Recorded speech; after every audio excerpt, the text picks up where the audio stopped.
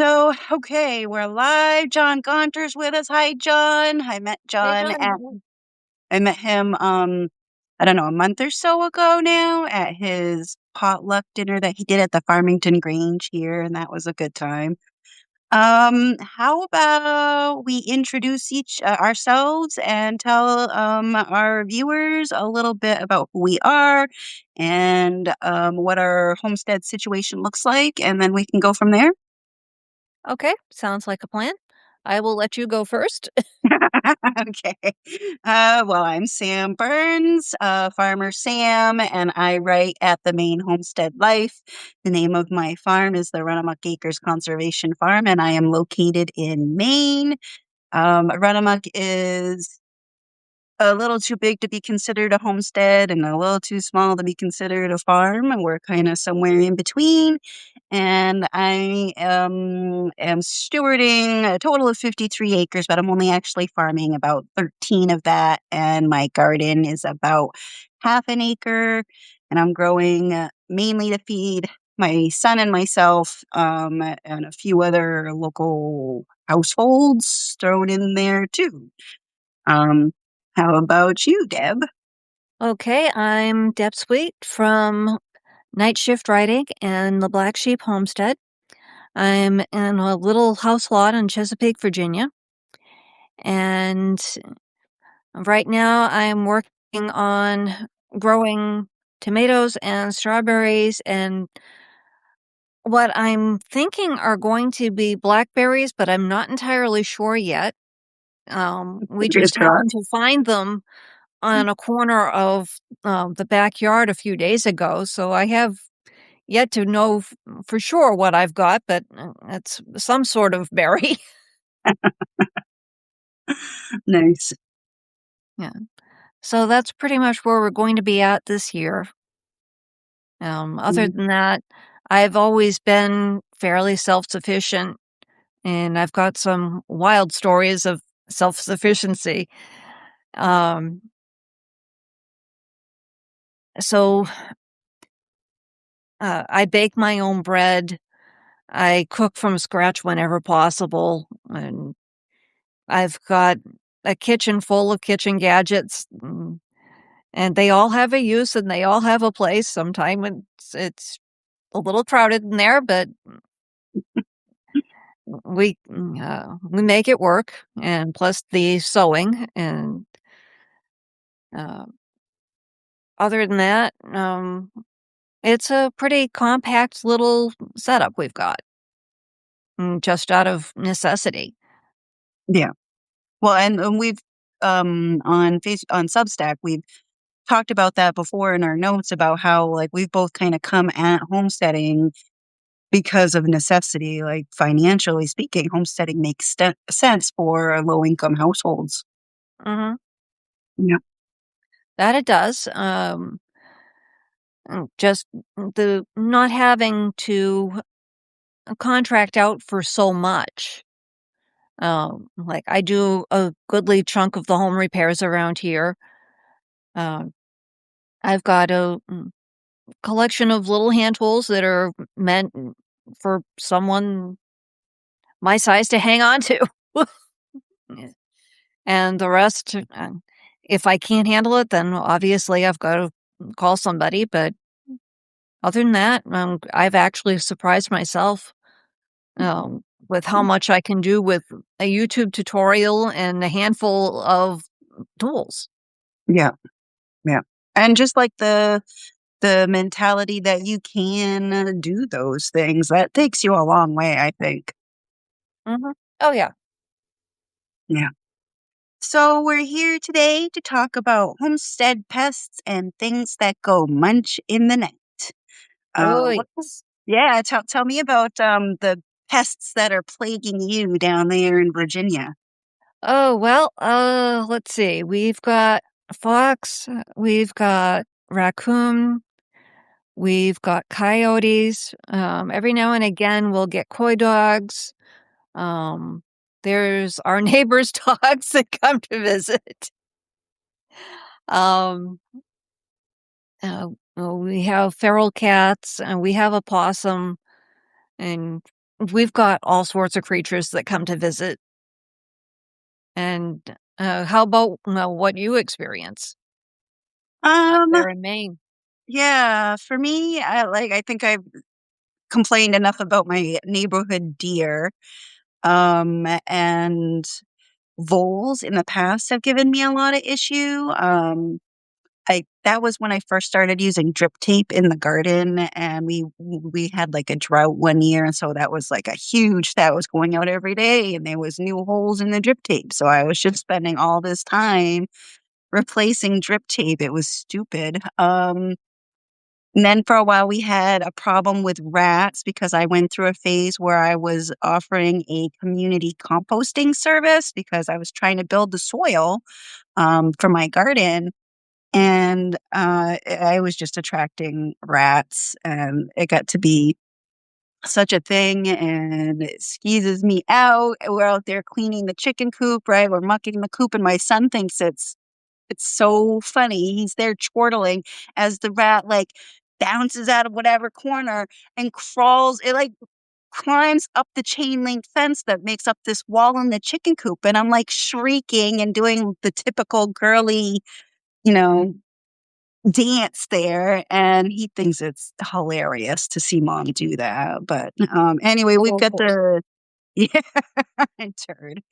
But yeah, I just have decided I don't like the chickens anymore. Like after 20 or so years raising chickens, they really just piss me off and I don't want to do that anymore. So, and now I'm not doing the bakery. I'm not doing the farm stay. So I don't have people coming. It's just him and I.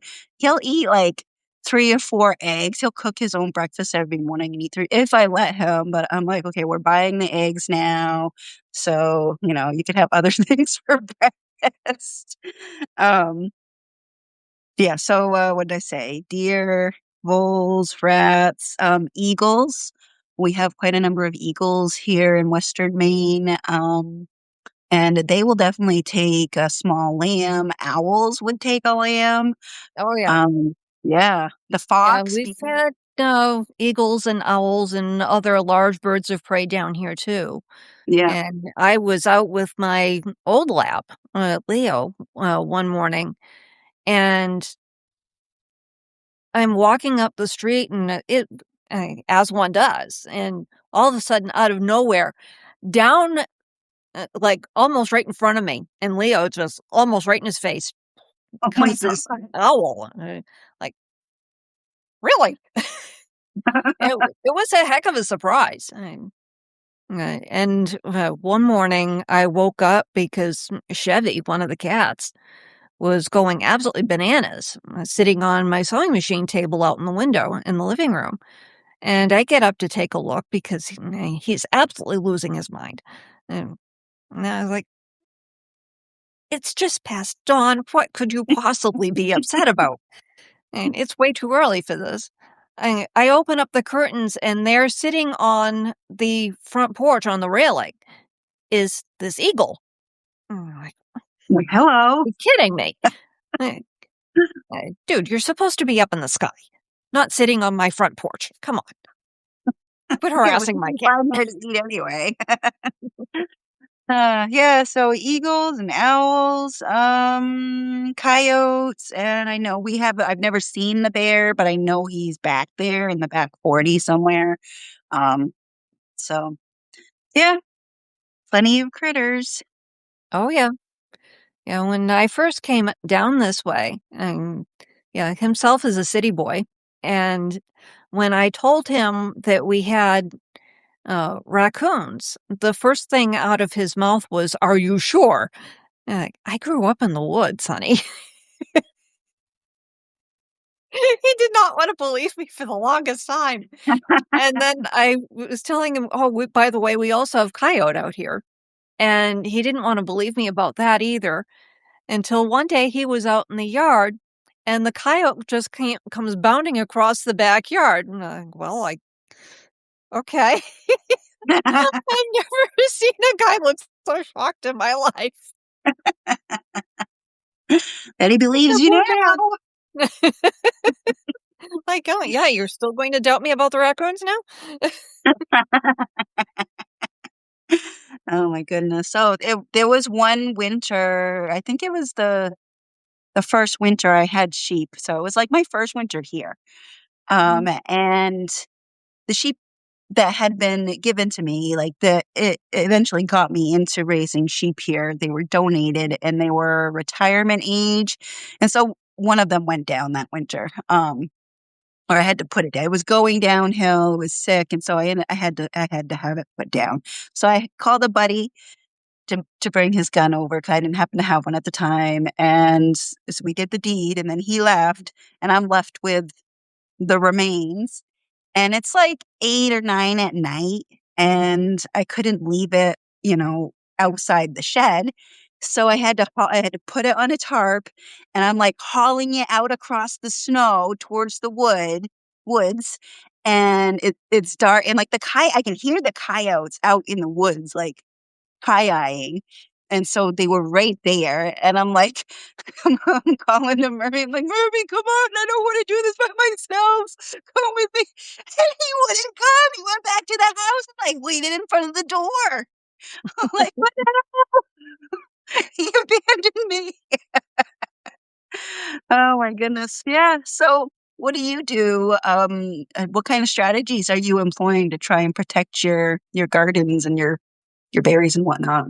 Well, the berries are on their own. The thicket is, turned out to be placed in such an awkward position, that I figured if it's come up in that awkward a position, it can have at it. It deserves to be there. Mhm. Yeah, I am not going to fight about it. Oh, we also have chives that grow wild all over the property, and it's like, I have Score. no idea where they came from. I did not plant them. They just That kind of popped up one day and they never left. that's my favorite. Yeah. Um, but as for the tomatoes and whatnot, um, I'm thinking of putting together a large planter out of cinder blocks, putting my planters inside that, and then building a netting and hardware cloth enclosure over the top. I'm thinking that ought to do it. I'm hoping. Fingers If crossed. nothing else, I know the neighbor's dog can't kill it. She said it's gonna be frustrating, like, just to have neighbors with loose dogs. Uh, it happens. And again, I could tell you stories about rescuing the neighbor's dogs that would leave you shaking your head. Uh, but I get out there and I do it, and it has to be done. Mm. Yeah, and I say that, but every now and then, like, I'm as close to in town here as I'm gonna be, like, we're pretty spread out, but I still have some neighbors, Mm. the guys in the garage will bring their dogs to work, and so one of them has, like, a chocolate lab, and another guy has, like, a couple of these little, like, teeny tiny, you know, toy dogs, yeah. And, they have had to learn, to keep a close eye on their dogs, not let them wander, because if I'm out with BB and she sees them, she's gonna go and Yeah. chase them away, and she will nip at them. She's never bitten anybody, but she has, like, nipped at someone on the shoulder, and all of my neighbors have been really wonderful about it. They're like, "Oh, because I'm always like, I'm terrified. She's a big dog, okay? BB is a Mhm. big girl. I love this dog to pieces, but she's a big dog and she could do some damage if she wanted to. Oh, yeah, But yeah. Yeah, at one the of my same time, neighbors has a Great Pyrenees, so I'm familiar with the yeah, concept. yeah, they're big animals. Yeah, so she could do some damage, but she doesn't. She's a big teddy bear, and, so all the neighbors are like, "Oh, she's just doing her job." I'm like, "Okay, well, thank you, I appreciate that." But so the guys have learned, and then a neighbor further down the road has a beagle that would wander for a while before that's the one that she nipped on the shoulder. Like, he kept coming around and, like, she's out there losing like, she's hooked up. She's out there losing her mind, barking at this dog, and, one day I was out there and I happened to unhook. We were inside the pen with the sheep, and I unhooked her. There was another. It was this was a different dog. A husky was hanging around, and I unhooked her. She was inside the fence with me so she could eat, and she just bounced straight over the fence and took off after that dog. Like, oh my god! But yeah, so dogs are a Mhm. thing. Okay. If any of the folks that are watching, if you folks brought any questions about homestead pests, you go ahead and drop them in the chat. And I'm on my phone today trying to read m- messages and stuff. Oh, they're okay. So just bear with us here. But hi, John. Hi, Daniel. Hi, Marlana and Anne Hello, and everyone. Lucy. Hi, everyone. If anyone wants to say where you're watching from, we can talk about that at the end and go over your questions. And thanks for being here. Um, okay, where are we at? I guess it's my turn to talk about how I'm troubleshooting my critters. Oh, yeah, I Um, was just about to ask you about that. okay, well, I have been writing extensively about my ongoing deer fencing project. Mhm. I had to invest in these T-post extenders, which were not cheap, and having them shipped was also not cheap. Last year I had bought a set and it wasn't enough to do the whole garden, but I ran out of funds. And so this year I bought two more sets. They were a different size, of course, because I didn't go and check. But it all is working. So I've got them in place and I've run the wire and I've got all the fences working and that seems to be okay. I haven't had issues with the deer just yet. Of course, there's not a whole lot planted in there just yet, so there's not a lot of like allure. Mhm. Um after that, we got rid of the chickens, so no more rat issues. I am no longer using drip tape, which is kind of a shame because it's really inexpensive and affordable to use, but it's kind of a pain in the butt when the rodents are chewing it up. Um, the only other critters, oh, the fox. I've got BB. She deters the fox. Yeah. And the eagles, I hope she's helping with the eagles. I don't think she looks up. But I Well haven't had any lambs taken by the eagles or the owls, so well, that's something. Yeah, yeah, I haven't had the eagles or the owls come through lately, at least not for the last several months. We've got a Cooper's hawk that comes to visit every now and again, but I haven't seen him for a while either, so maybe just they've get a moved girlfriend. on. Mm. So, let's see if did anybody have questions? Afternoon, ladies. Hope today is treating you well. I can't complain. How about you, Deb? I'm doing pretty much okay.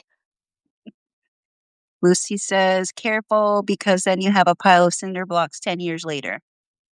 This is not a problem for me personally. Cinder blocks are always useful.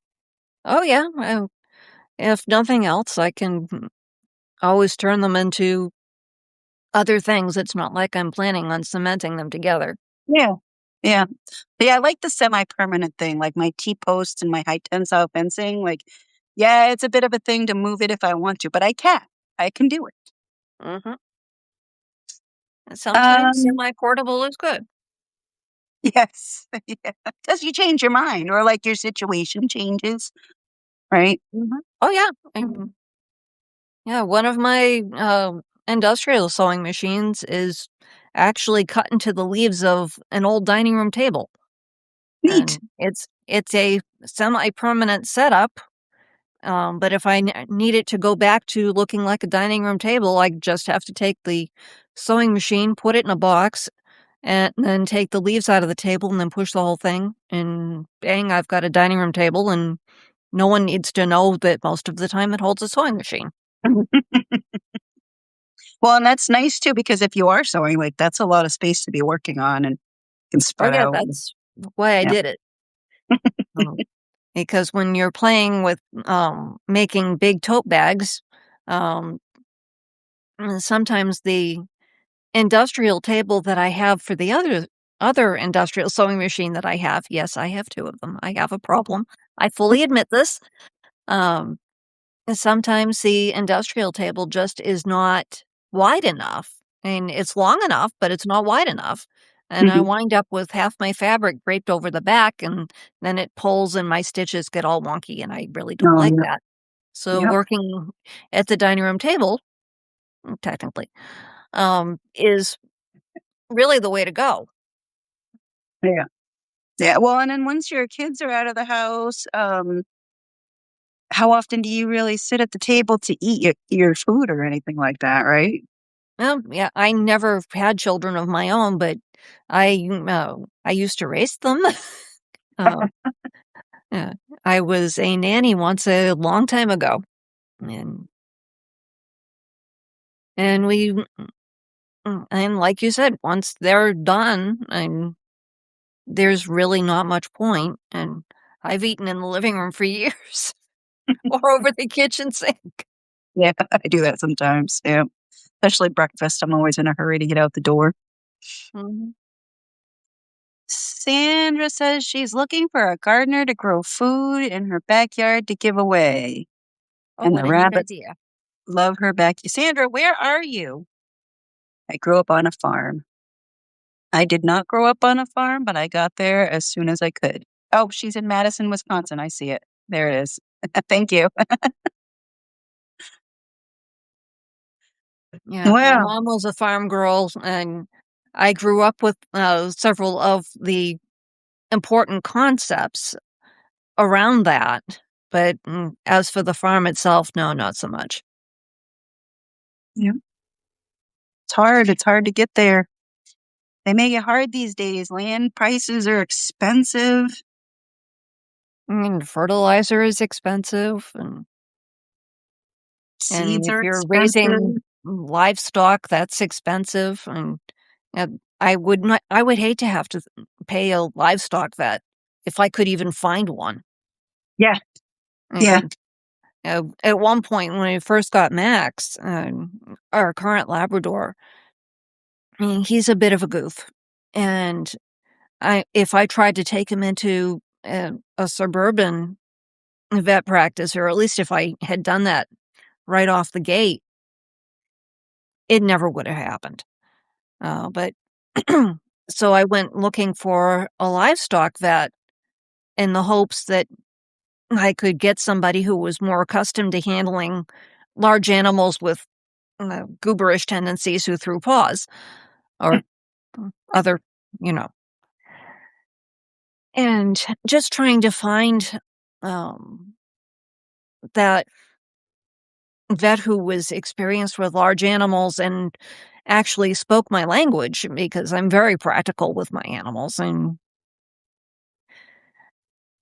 it was absolutely a beastly experience. Mm, I would hate to have to find a farm vet to come out to the farm if necessary. yeah. Well, they're in short supply these days. They're pretty hard to find. I don't know. The one time I had a vet come to the farm, it was we have this vet at your door service here Mhm. in this part of Maine, and it was $100 just to have them come to the farm. And that's saying nothing of like the actual treatment. And she didn't know anything about sheep. She worked with cats and dogs. Um, so she really, I mean, had like next to no knowledge about sheep, and we couldn't save the animal anyway. So I spent, an exorbitant amount of money for an X-ray and shots and stuff that if I had been a more experienced shepherd, I could have taken care of that myself, or like realized that this sheep was old and lame and unfortunately not really salvageable. Um, but you don't know what you don't know when you True. don't know it.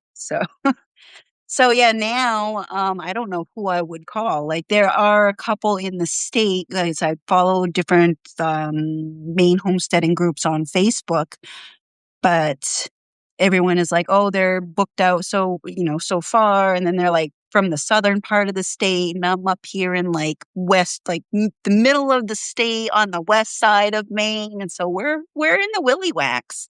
No one wants to Mhm. come here, and it would cost me an arm and a leg to do it, and I'm like, "Okay, I can give a antibiotic injection, and I can do quite a bit of stuff myself at Oh, this point." mm, yeah.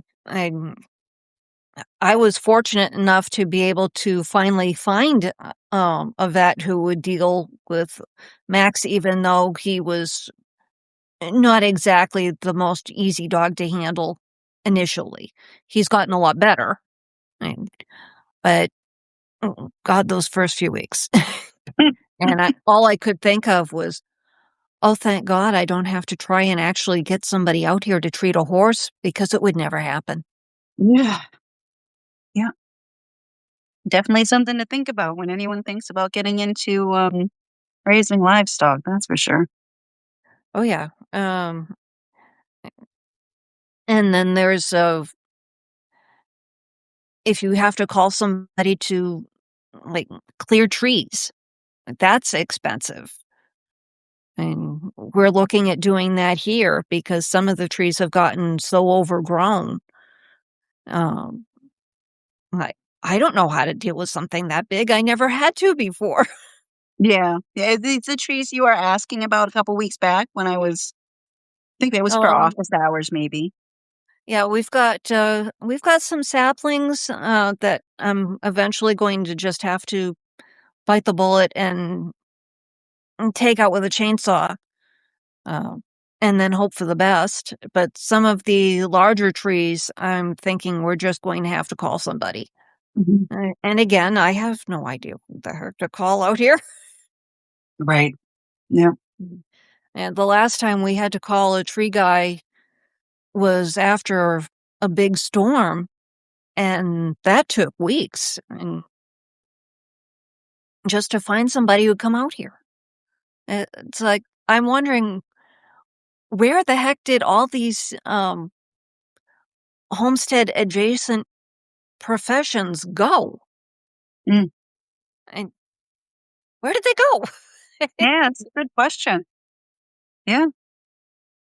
I think part of it has It's just been that some of the like, for the veterinarians in particular, like, a lot of those like, they just don't do door to door anymore. For the Mhm, most part. And like then some of the clinics have consolidated. It's kind of just like the farms, right? Like we don't have small farms anymore. They've all been consolidated into big ones by these corporations. mhm. Makes me mad. Oh, I do not blame you, and, I've learned that if I can find a farmer's market, I can usually do pretty well. The trick is finding one. Mm, Or if I'm looking to sell at a farmer's market, because we've got a fairly decent farm market, um, I wanna say about half an hour away, but trying to call and arrange to get a space to rent, you're lucky if they return the call sometime within the next 6 months. yeah. And I know that some people are phone averse, but good heavens, at least return a phone call. Yeah. Well, especially if it's a business thing, like most markets have a market manager and it's that person's job to return those kind of phone calls. That's also usually seasonal, like, if you haven't applied in advance of, like, the season, they may just totally blow it off and ignore it, I would think, but Yeah, it's tricky. I don't know how any of that works. So, No. I managed the Madison Farmers Market for 6 years, and,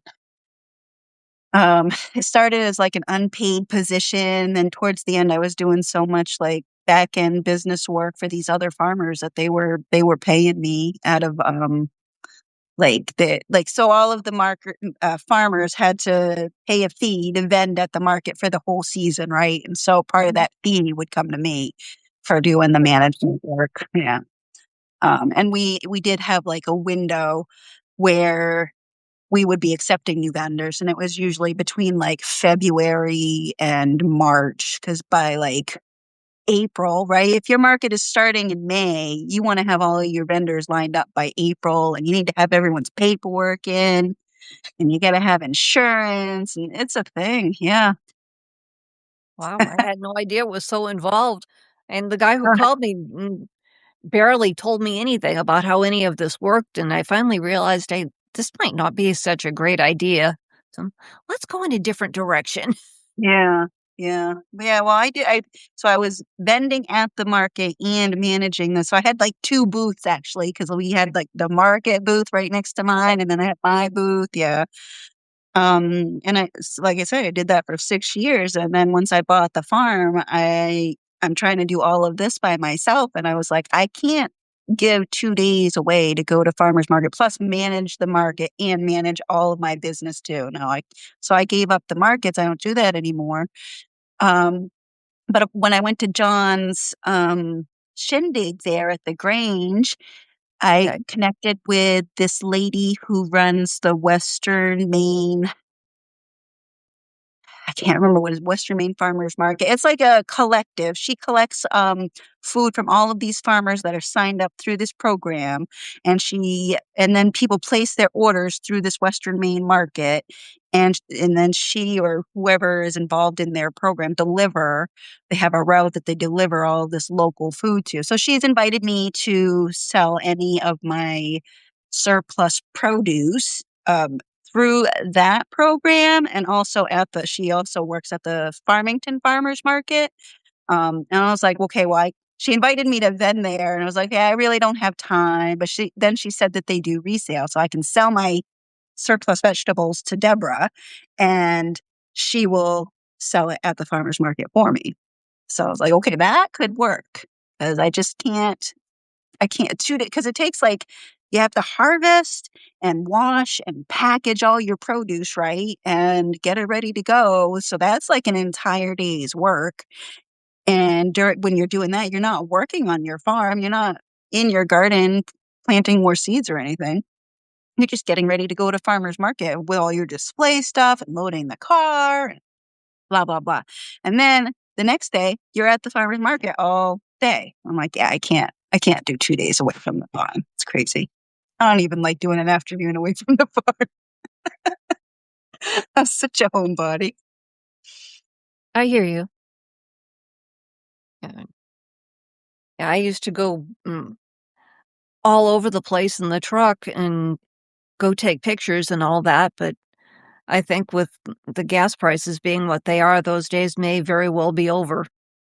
Yeah, I wanted to do we have a loop up through Rangeley here in Western Maine that I like to do. There along the scenic byway, there's lupins all up and down the side of the road there. So pretty. And then we've got the mountains. It's like my favorite thing. And so I wanted to do that for Mother's Day, um, with my sister, but with the prices of gas, I was like, I don't think it's really feasible to do that. So no lupin ride for Sam. Oh, that's too bad. Yeah. Yeah, lupins are absolutely beautiful. Mhm. Yeah. I've been digging mine up and relocating them. I had a flower bed at the front of the second half of my garden, but when I reduced my garden size, that just left that flower bed like out in the middle of everything. And now I'm running the sheep through there, and I don't want them to be eating poisonous lupins. So, or just my flowers in general. So I've been taking them up and moving them inside the deer fence. So, Yeah, wow, maybe I should put some lupins out in the front. Yeah, I'll think about it. they spread. They're spread. Mine have like spread a whole like tremendously. It's amazing. I've got so many now. It's sick. I don't. I have. I think I might even dig some up and put them into pots and put them on the farm stand for the summer. Maybe I'll sell some of them.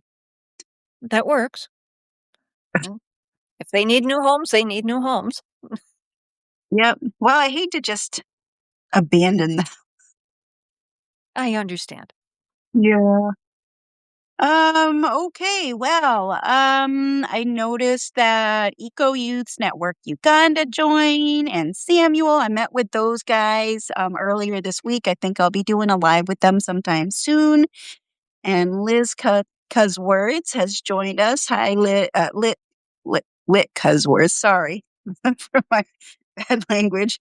Um, but I think it's about time to wrap things up, Deb. How about you go ahead and tell folks what you're offering and how they can find you, and then I will do the same and we'll say our goodbyes. Okay. Well, as I said, I'm a writer and a podcaster, and I do a little bit of everything. And you can find me either at the Substack for Night Shift Writing or Black Sheep Homestead.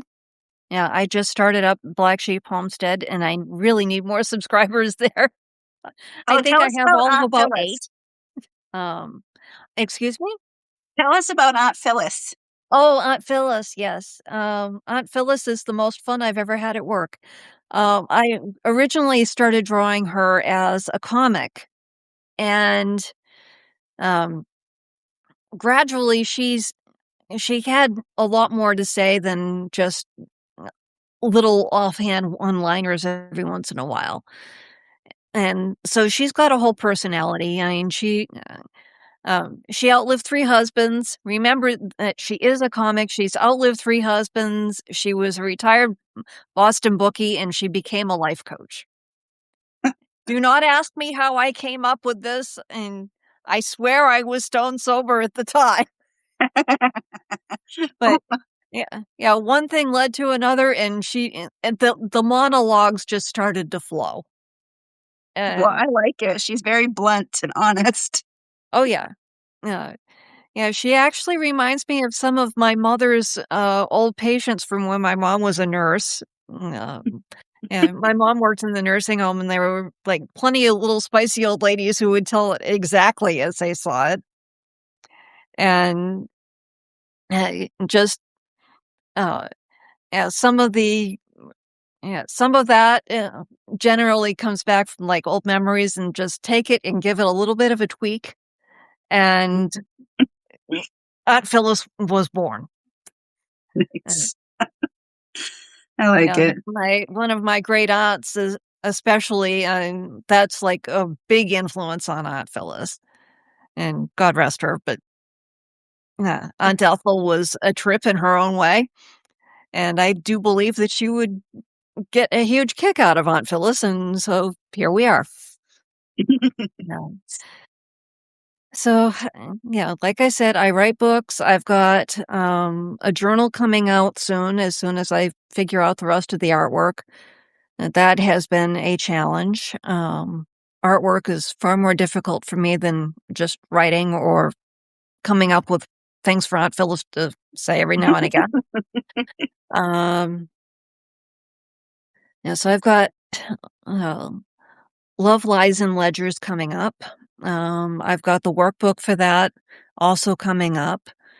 And basically, my work coincides at that edge where um, the nonsensical, and you start to realize, hey, this isn't exactly copacetic. Let's see if we can untangle this a little bit. And my work sits at that. Let's untangle this a little bit before we take any drastic next step. I like that. Yeah. Sandra asked, did you say black sheep homesteading? No, I'd say Black Sheep Homestead. There you go. Yeah. And for my part, you folks can find me at the main Homestead Life or runamuckacres.substack.com, or you can just find the farm online at runamuckacres.com if you're interested in seeing what the farm offers our local community and more about my conservation work. Currently, I am offering for annual subscriptions If you subscribe with me for the whole year, I'm offering folks a 30-minute one-on-one virtual consultation where we would walk through strategic goal setting for your garden or homestead or any troubleshooting. And then for founding members, a 60-minute one-on-one strategy session. And then I would develop a customized plan and follow up with a mid-season troubleshooting session. Um, I publish on like a midweek. Sometimes it's Tuesday, sometimes it's Thursday. It kind of depends on when it's ready. A midweek how to related to homesteading. Or sometimes it's about social stuff. Like, because I have a lot of political passion. Let's put it that way. Okay. And then on Saturdays are my weekly farm updates, which is like this blog that I've been writing, sharing my farm story for like the last 10, 15 years. So that's what I have going on. Okay.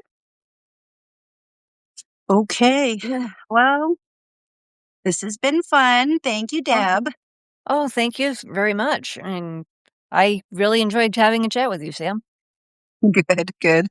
Still new for me, but hard things don't get easier if we don't do them. This is true, and you've made a first time for me far less painful than I thought it needed to be. So I thank Right. you for that. You're welcome. My pleasure. Well, you take care, girl, and we'll do this again soon, okay? Thank you, All right. everybody, for joining, and have a good afternoon. Okay. Have a good one. Bye, Deb. Bye bye. If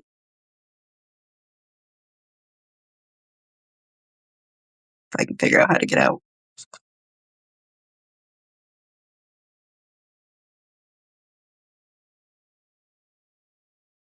Nope.